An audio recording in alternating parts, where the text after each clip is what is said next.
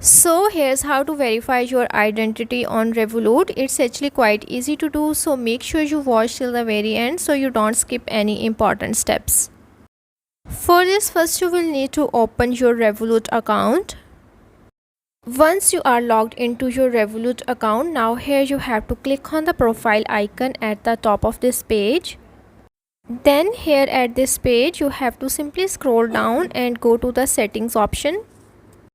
Now here at this page you have to click on the password and security option.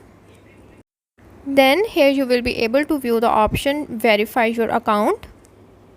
Click on it and then you have to submit your details here.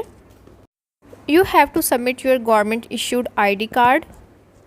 Then it will also ask you for a selfie verification.